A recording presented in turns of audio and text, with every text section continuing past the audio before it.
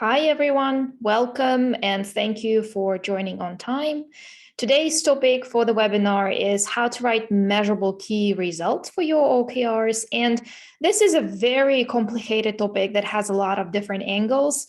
We will keep this webinar informative and very on point, but please be prepared to take some notes and ask some questions. In the end of this session, we will have the time for you to ask your questions live, but probably you're coming in this session already having some of them in mind, right? So let's take this time while we're doing the introduction to just think about what kind of questions you have in mind for this session, and you can share them in the Q&A sections or here in Zoom. This will make it easier for us to answer the questions live, and we have a team here today that includes me and my colleague Tanel. We're both customer success managers here at Weekdone, and we will answer your questions live during the session. This video recording will be sent out to everyone who signed up to the webinar within 24 hours after this session, and we will probably share some of the useful resources today during the session. So if some articles come up naturally, or if you have some questions that are very, very specific, we will share additional resources. Just like I said, if you already have some questions, please feel free to use this time right now as we're moving towards the webinar before the beginning to add those questions. You can add the questions during the webinar or at the end of it, and we will make sure to answer them all. It's really interesting for us to understand who we have today here in the audience, meaning what is your role in the company? Are you a CEO, COO, HR manager? Are you an agile coach? So we have all kinds of people who join our webinars, and knowing your background really helps us to moderate this session better and share better resources. So if you could also take this time to introduce yourselves in the chat, introduce your role and your experience with OKRs, maybe what you're looking to achieve during this session. That is not necessary. Just your role and your experience with OKRs is good enough. If there is anything you would like us to cover in the future sessions, you can also reach out to us or even post your ideas to the chat as well, because we will be brainstorming new topics for webinars for the upcoming fall season. And hopefully we're always trying to make these sessions super informative and useful. And now just a few words about our speaker today. If you joined any of our previous webinars, you know Richard is the head of customer success here at Weekdone. He has many years, more than 15 years of experience helping different companies implement OKRs, go through change management efforts, and more importantly, he has knowledge, he has practical knowledge, which is why you should really take this opportunity and ask the questions that you have about the topic that we're discussing today, right? So over to you, Richard. Have a great webinar. Super. Thanks, Anna. So good afternoon, good morning, depends where you're coming from. What will we cover today? Well, we're going to start with why are we measuring, sort of the basic topics, the components of measuring, components of the key results in effect.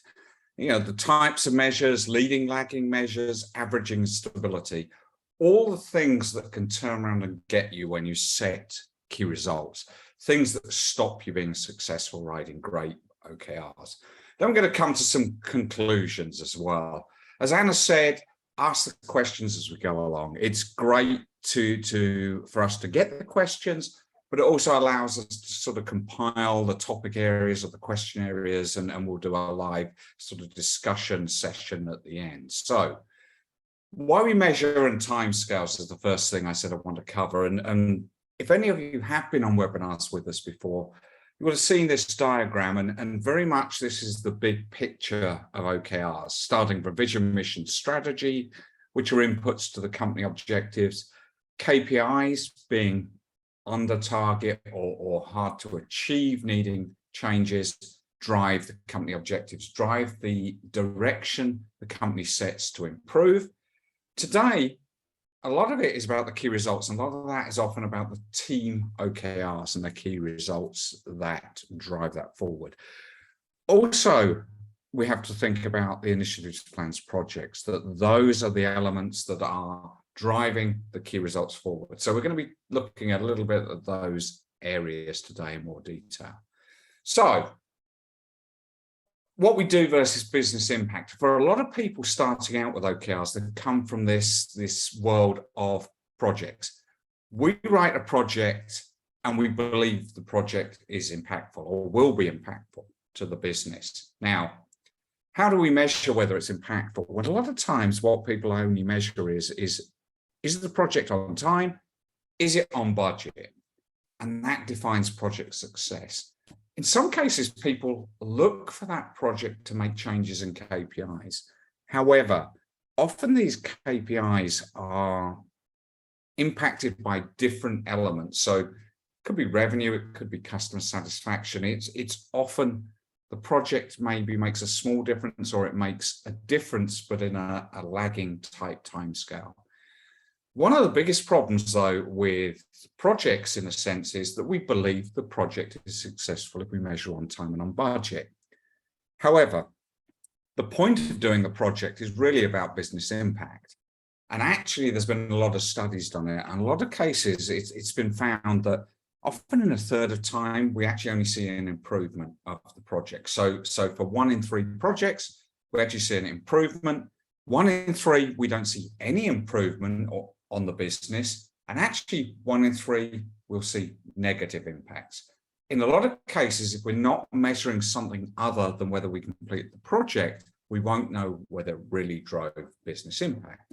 And that is the link. You know, project completion does not equal business impact. It equals project completion. Key results are the measurable outcomes, and these are the areas that are actually going to tell us whether we're driving the business forward.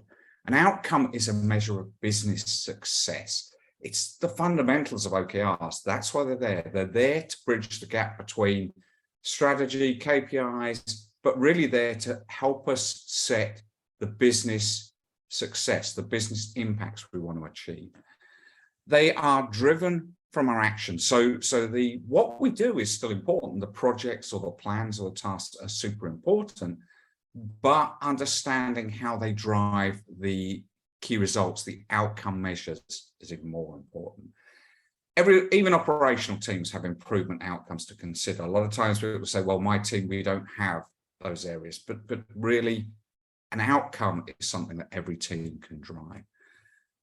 Outcomes drive us to think about what to change in the way we work. So they are basically guiding us. They're not telling us what to do. They're telling us the results, the business success we want to achieve. And then we need to think about the results. And they're helping us formulate what do we need to change in the way we work to make it happen. In most cases, business outcomes describe behavior changes, and that could be customers or teams, it could be internal, external, but it's a behavior change. And I'll touch on that a little bit when I show you some examples in a minute. Focusing on outcomes bring a purpose to everything we do. So as opposed to just always being busy completing the project or working on tasks, we have a very clear measure of success, a purpose to everything we're doing with OKRs for improvements. So outcomes define success in achieving the objective. The O is what we're trying to achieve, and the outcomes, the key results, define success. I want to start with an example, and I'm going to use this example in the rest of the webinar here, but we're going to start with a very simple one. Always exceed our customers' expectation with the support they love. And the first key result here that I've set is we want to reduce the first-time response rate. So the time from when we get a customer saying, hey, I've got this question, to when we respond to them for the first time, from 90 minutes average to 10 minutes average.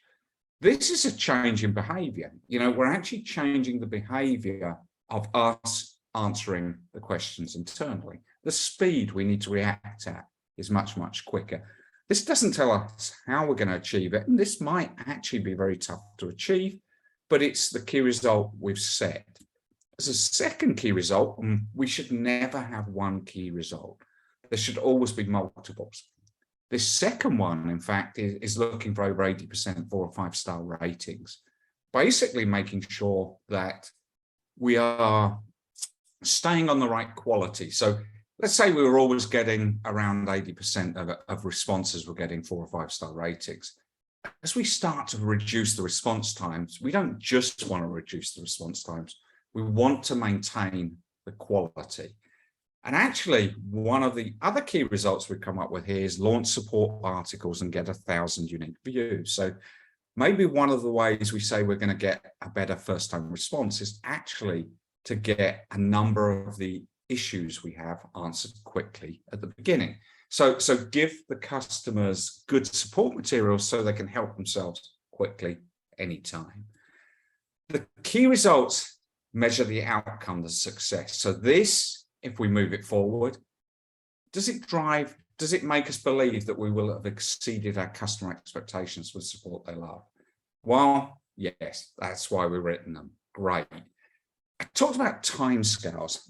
Now, this has to be taken into a timescale, and with OKRs, that timescale is a quarter. So these need to be moved from the start to as close as we can get to the end, ideally in 1 quarter, 91.25 days, 3 months, or 13 weeks. Sounds like a huge amount of time, but it isn't. The time that you need to work on these and see what is working and what isn't will go very, very quickly. One of the biggest things you hear with people is we started late, or we didn't get going till 4 or 5 weeks into the quarter. We didn't realize we really needed to start actioning things immediately to get it to move. But that's why we set for a quarter. So we really can see what we do in the quarter and we can make the decision to moving on. You know, you need to be able to say, hey, we achieved this, and maybe next quarter we change our focus away from this customer expectations on to whatever the next important thing is to do. But the key results measure the outcome. They're the success of the quarter. So we've got an OKR with an objective, key results, time bound for the quarter, and off we go.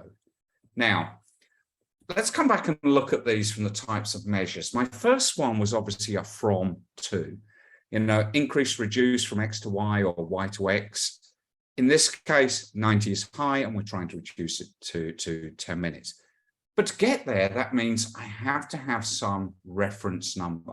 We have to have previous data. We have to be able to compare it to a prior time period. Could be last quarter if things are stable, and we're going to come to that in a minute. But we have to have some understanding of where we are today. And yeah, maybe 10 minutes is quite aggressive. Maybe we won't get there, but great to set an aggressive target to drive us to think differently. It could be increasing and decreasing, but it's a from to type of key result. Often this is the ideal way. If you've already got data, it's great to be able to write, hey, this is where we are. This is where we want to be at the end of the quarter, and excellent. Now, the second one actually is a quality measure, and it's used to kind of ensure that we don't go off track with the first one, that we don't reduce the first time response rate, but suddenly increase poor ratings or decrease answer quality. It's also a ratio. So we're looking basically at over 80% of 4 or 5 star rated. It's basically looking at the number of incoming questions over how many people say we did a 4 or 5 star job of answering it. So this one is basically ensuring we maintain quality. It's balancing the improvements. We could be looking for above or below. It's also a ratio in here as well in this case. Ensuring overall quality is maintained, especially where you're making some aggressive changes, can often be a great way just to make sure you balance or have balanced key results. The last one, so in this case, it's basically all about starting a new area. So we're actually starting to deliver support articles, and it might be we start with a help center, or it might be an FAQ page, but basically it's about these support articles. But writing the support articles is obviously something we're going to have to do, but writing them is an output. It's what we do. The reason we're writing them is to get a certain number of customers to view them. In this case, we said maybe, hey, we have 30,000 or 20,000 issues. So 10,000 people to view them, to try to use them to fix their problems would be great. This would actually reduce the number that come to the chat for answering. And so we should be able to answer quicker. So these key results are somewhat interlinked, intertwined. They're all driving us towards exceeding the customer expectations. This one's counting from 0. We don't have any prior data. This is new. We don't know where to go. The 10,000 at the end is basically an estimation.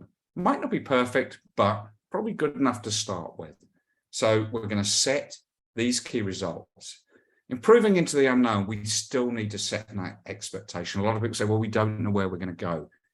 Often you can make an educated guess on that. So we've got from 2, quality, ratio, we've got counting from 0. We've got 3 different types of key results. And in general, those are really the 3 types of measurements for key results. However, there is one other one. It's to be used in the right moments, and it's about setting stages. And for example, maybe I want to, my developer brand guide. This document or guideline is the outcome we want. It's not counting outputs. Yes, in a sense, creating the document is an output, but the outcome is the document sets the tone for the branding for the whole company. And we might need to use staged OKRs occasionally to make things work. In this case, I've kind of said, well, draft. I'll draft the document. I'll send it out to a peer group for review, get their feedback, I'll finalize it, and then I'll launch it. So basically from 0 to 4 stages.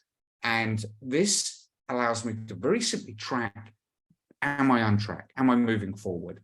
As opposed to something like a 0 to 100% measure, which is a bit ambiguous, and people start discussing, are we 30, are we 33.6? It doesn't matter.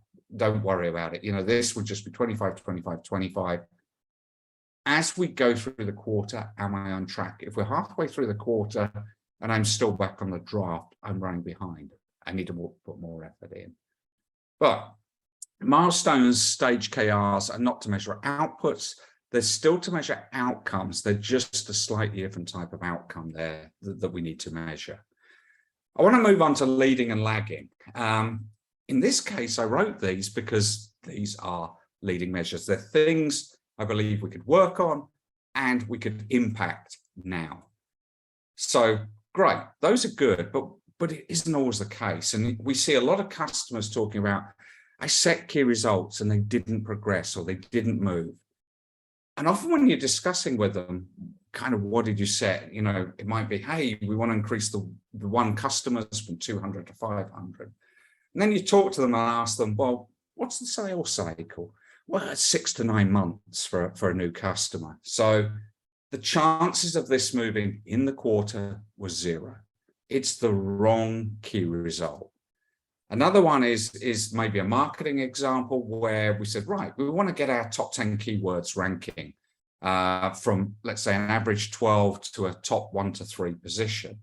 And off we go. And then we realize, well, okay, in general, the SEO work we need to do will take 3 to 6 months for the ranking to change and actually get to the 1 to 3. So again, what we do today, we are not going to see there. Another one I had the other week was somebody talking about on-time deliveries, and they wanted to improve their suppliers. And they wrote for a quarter about the on-time deliveries, and then we discussed it.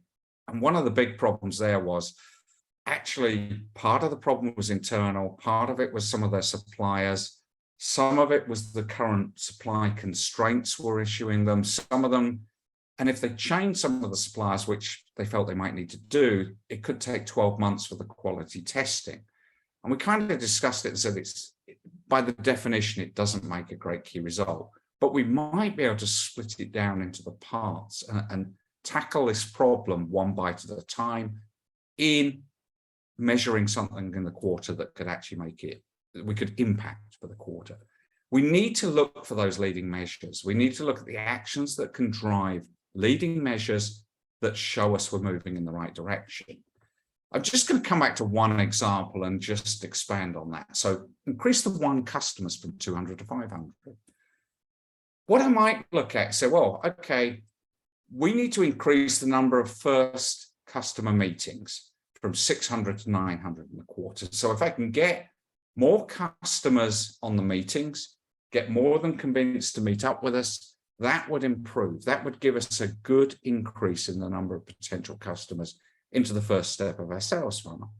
And maybe the other issue we understand is that from the qualified leads we have to negotiation, we're okay, we're good, but we're not world class. And we could improve that, and maybe we could make that better. So these two items are smaller. We could impact them today. We could make a change today and see if we could drive these forward. So often it's really about thinking about, if I did something, is this measure something we could drive forward? Are there things that won't allow it to change so quickly, or what we would allow? And I often hear people say, yeah, we've put the key result, but we know it's going to be 9 months out. We're going to do the work now, and probably 9 months out, we might see the improvement. The big problem is there, how does that motivate anybody? How does that motivate the team to keep working on things to drive it forward if they're literally never seeing any progress? You really need to rethink it. You need to rethink what are leading measures that we can measure that show impacts of what we're doing. Leading measures can be impacted and we can see success. It takes thought and time. Writing key results isn't easy, but it is super important to ensure it engages everybody that they're written well, meaning they can be impacted in the near term. The other issue is things like averaging and stability. So let's say in the first case, we've got this 90 minutes to 10 minutes, and we go back and we looked at last quarter's data. And this is a beautiful data. You know, there's some short-term variations. It's 90 plus or minus 10. Fantastic. Very, very simple. And then we basically go on to the next quarter and we start trying to impact it. We start driving it down to from 90 down towards 10 minutes. So we start working on the actions, and yes, we make it move down and we get it down to the 10 minutes. Superb. Everything was simple. The variability, as we got it down lower, started to get smaller as well. Really, really nice and simple. So we could actually take the daily, the weekly, the average, whatever we wanted to for this 90 minutes. It wouldn't matter. It would pretty much all look the same. However, it's kind of rare. Very few of us have anything that's that stable when we actually look at it in detail. Probably it looks more like something like this. You know, we started at maybe a 70, then it jumped up to a 110, and it dropped back towards the 90 level over different periods.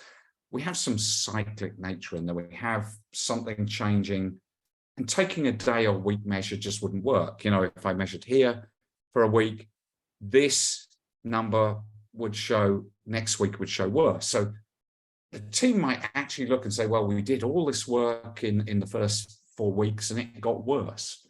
Well, that's not great, but it happens. The variability then, understanding it's variable, is complicated.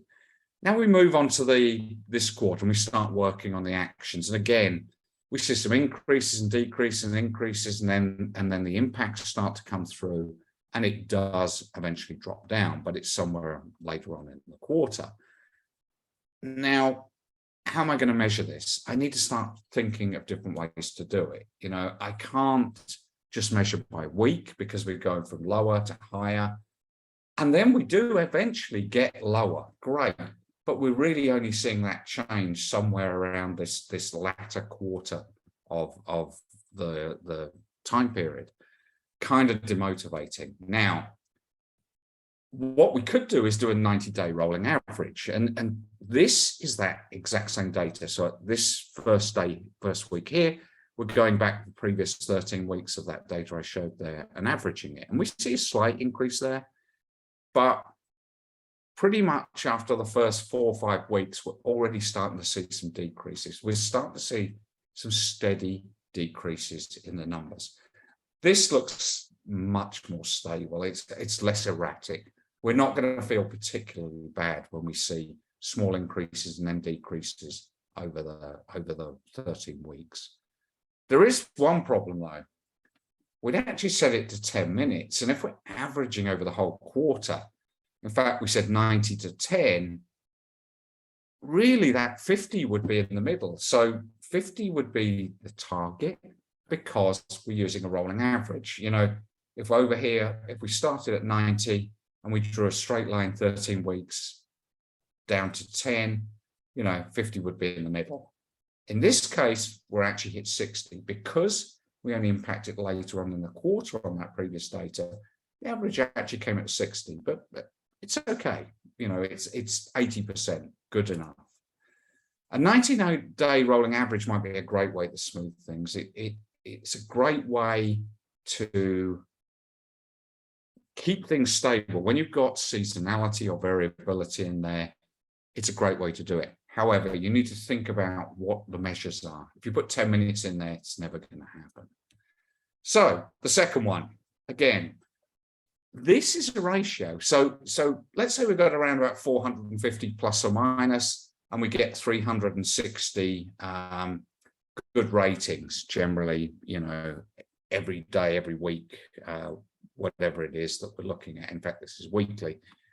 I could use 360 as the number. So I could use 80%, or I could use the absolute number. I could use 360 as the absolute number. Would also be okay in this case.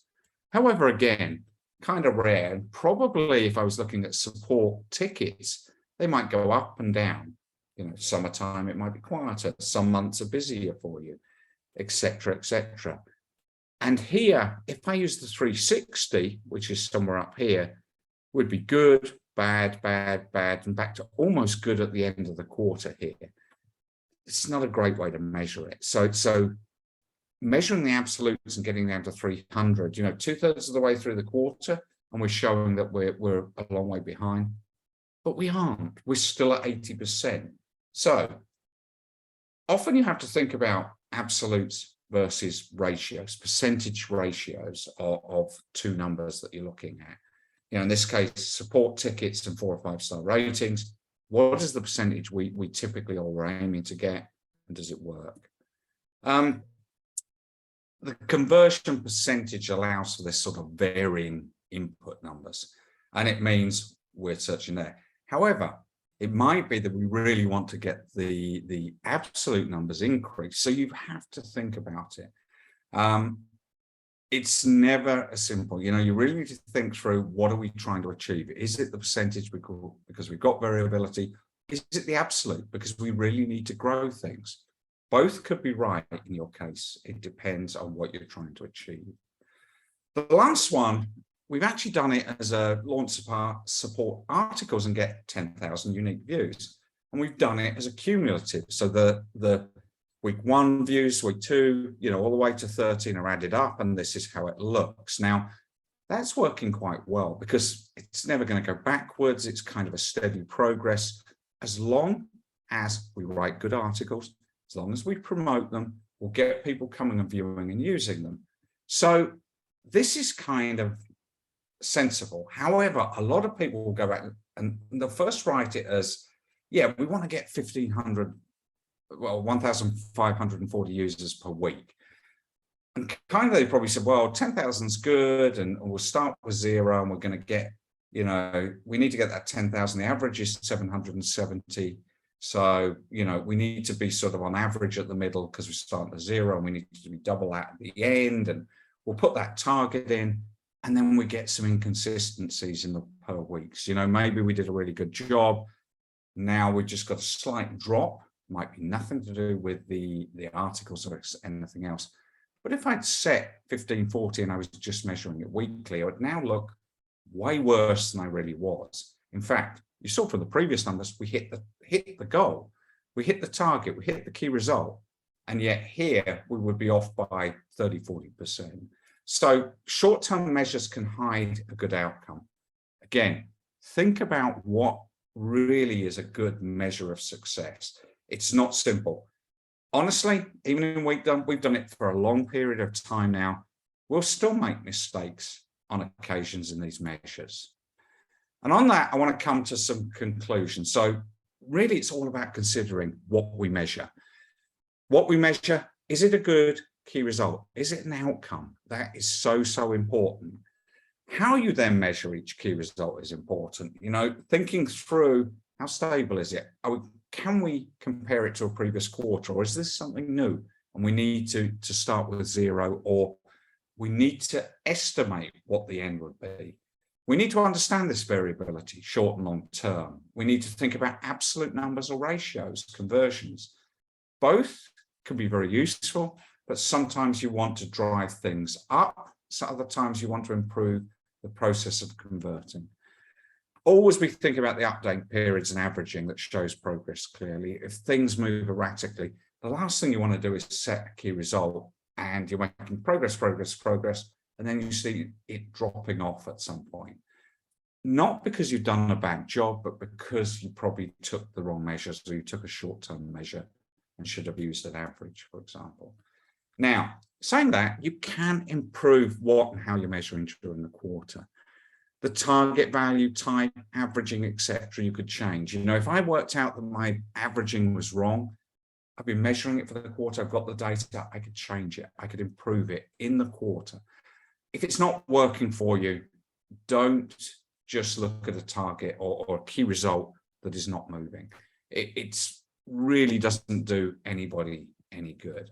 Now, the plans, tasks, and projects initiatives that drive the KRs are obviously also important. If you're not working on the right things to make the key results move forward, if you're not driving the business outcomes you want from the plans, tasks, projects, then the key results won't progress. And that isn't a problem of bad key result setting. That's a bad execution, or executing on the wrong things that didn't drive the key result. So you need to always take the two into consideration. The KR and OKR progress, though, are not the only measure of success. And one of the things we often talk to customers about is not getting overly focused on, did we get to 80, or did we get to 90%, or did we get to 75%? You're trying to drive the best improvements you can. And if you feel, as a team, you did a great job of executing, you did the right projects, initiatives, etc., you maybe didn't get the key result progress you wanted, but you got learnings. And a lot of times what will happen, the ones that don't progress will sometimes be the ones you learn the most on. And you will take those learnings and you will use them to develop better next time. OKRs drive focus, improvement, and learnings, and they drive all of those things. Don't just focus on the measurement or just focus on one part of it. Take it as a whole element that's going to drive you forward and help you to learn as a team doing OKRs. So basically, that's the end of the webinar. We'll be moving on to the questions in a second. I wanted to just say, you can ask us questions afterwards. If later on things come up you want to ask about, you can ask them to hello@Weekdone. We've also got our LinkedIn here, Weekdone LinkedIn.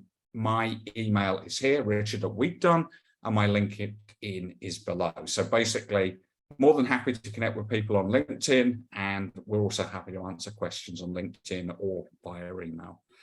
If you are a Weekdone customer, also within product has a support chat, and we can answer the questions there.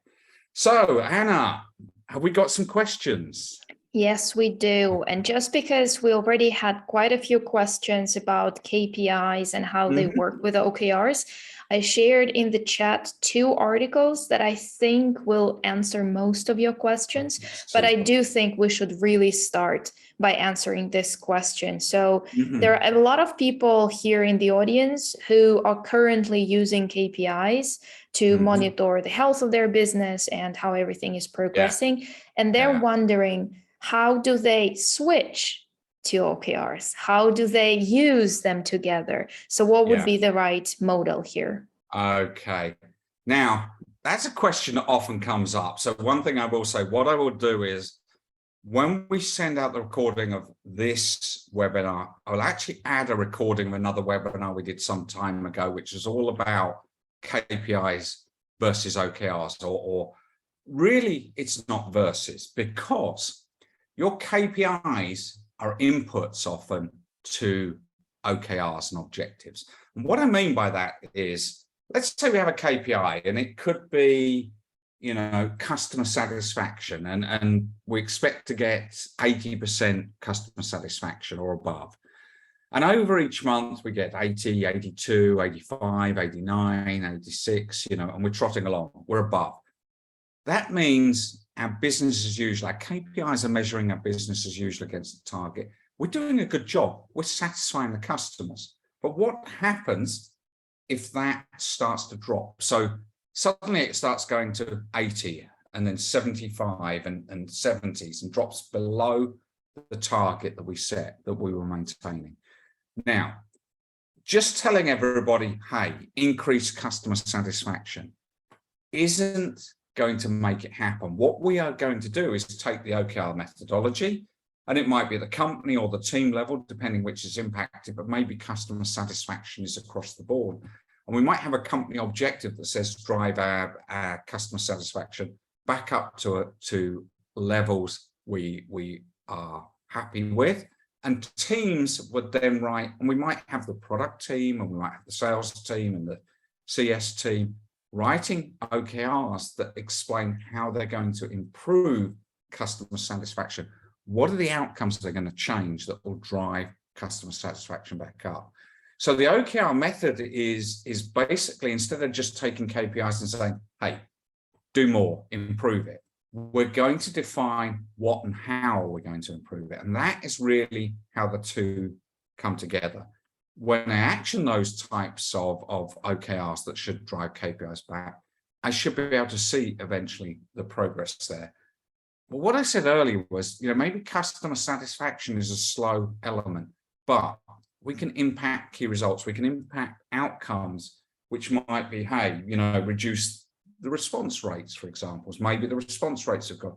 What's the problem caused by it? And probably it might not be just a single team. It might be multiple teams that need to work on OKRs that will drive it forward. But what I'll do is I'll put the link to the webinar for OKRs we did some months ago. I don't even remember when we did it, but I'll put the link in there so you can watch that as well. Yeah, I think it would be helpful because we do have quite a lot of questions about this. And based on the articles that I shared in the chat, you will notice that the discussion about OKRs is a more in-depth discussion than it is what it is the big number that we want to impact. It will always be about figuring things out together as a team and discussing what are those smaller outcomes, those lagging and leading measures that you need to consider to actually understand if you're improving or not. So I hope this was okay. If you have any follow-up questions right now about the KPIs, please do add them questions to our Q&A section. Now, the second question is about the tools for tracking, which is really a little bit outside of the scope of our webinar, but I felt it was an interesting question still. So the question is, having OKRs means that you'll need some data tracking software to monitor those behavior changes, like in your example. Could you suggest some data collection tools for tracking for an e-commerce or SaaS company? In a lot of cases, that tracking is done by the tools you already have, or Excel. You know, you don't need anything sophisticated. But for example, if we go to what was the examples I had in here? You know, if you look at these, it might be that the first time response rate, maybe we're using something like Intercom for our chat software. If we have chat software in the product, then probably that chat software, support software, will already track the first time response rates. So that might do it. A CRM system, if we're using the CRM for getting the cases in and reporting on that, that could do it as well. Similarly for the second one here. Now, support articles might be more that we have to use Google Analytics, you know, free, ready available tools that you could use to track certain pages and the number of new users that come to it. So in a lot of cases, there isn't a tool. It's the team's executional tools, it's Excel, it's Google Analytics, it's a combination of things. You don't need to go off and buy a super duper measurement tool. And in fact, in a lot of cases, it just creates more confusion. We have some key results in Weekdone where we will measure manually. We'll know how many of something we've done, and we'll check how many people did what, and we'll do that in a much more manual way. If you're just looking at once a week and it's relatively quick to do, it's not complicated. You know, still, I think most businesses do a lot of tracking in an Excel sheet, some of it with macros, not slight automations, but a huge number of people use some very, very simple tools, anything from pen and paper to jotting numbers down to using some of the executional tools. So it does depend a little bit on what you're measuring, and can you take it from existing tools you're using, or do you need to work out how you're going to measure it? Just try not to dwell on where you're going to find the measurements. Even if you do it manually, you're going to do it for 13 weeks, let's say. It's not that hard to do. Okay, thanks. I think this was very informative. So I don't think there will be any follow-ups on this, but if you do feel like it's not clear, do add a question to the Q&A. And for now, let's move on to the next question. And for now, this is the final question. So for anyone who wants anything, who wants to ask anything, please hurry up, because we will wrap it up after the next question, if we don't get any more of these. So the third question is, do OKRs only follow quarterly cadence? Can we write key results for longer or shorter periods of time? They could, should you? Probably not. Most people will find quarterly is the right. The reason is I have to write this, and when I've done this, let's say this was our quarter 2 and we worked on it and we got to whatever result we've done. And if I believe we've done the most of it the best we could, next quarter, I'm going to write a different OKR. The company's probably going to set different objectives, different direction to step forward.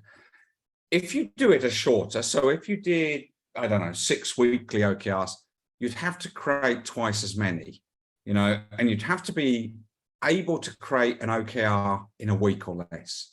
Most teams cannot write good OKRs in 2 or 3 weeks. And starting out, it's probably 5 to 6 weeks for them to write OKRs that are good. And generally, the point of writing them for the quarter is to say, we're getting to the end and we know and we've learned and we know what's worked and what we need to change and everything else.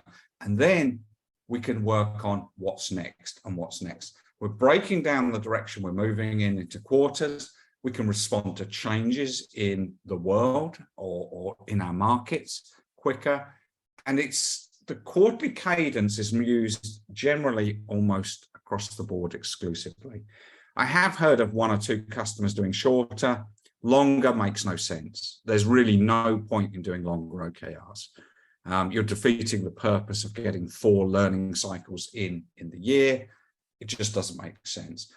If you are a very, very fast changing company, there is a case to write them quicker. However, that means you need to be super good at writing OKRs. And I think that might be a possibility after a few years, and usually after a few years of doing it isn't the time where things are changing so rapidly. You need to write them quickly.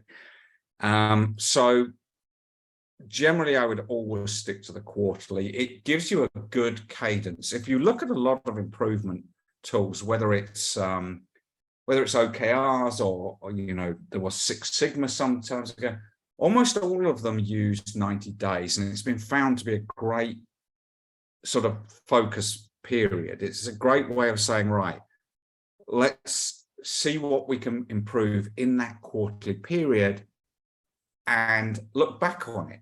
You know, we can do a retrospective and understand, what did we learn? What did we do well? What didn't we do? What's next? And then use that to move forward.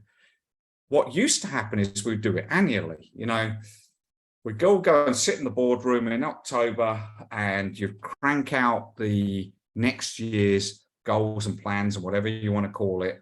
And then once you've done that meeting for a week, sitting in the boardroom, all the teams and departments would tuck it in the drawer and it would be done. You know, you go back to just tracking the KPIs, and really there wasn't the time spent. We weren't thinking about how we were improving things week on week. And that's the point of what OKRs are doing. They're bringing that focus back. They're also making sure that leadership sets direction quarter on quarter. It means the teams can relate to quarterly direction. A lot of times teams struggle to relate to vision, mission, and strategy, which is somebody's vision for 4, 5, 10, 20 years out. It's very hard to think about what do I need to do now that relates to that if it's not broken down into pieces.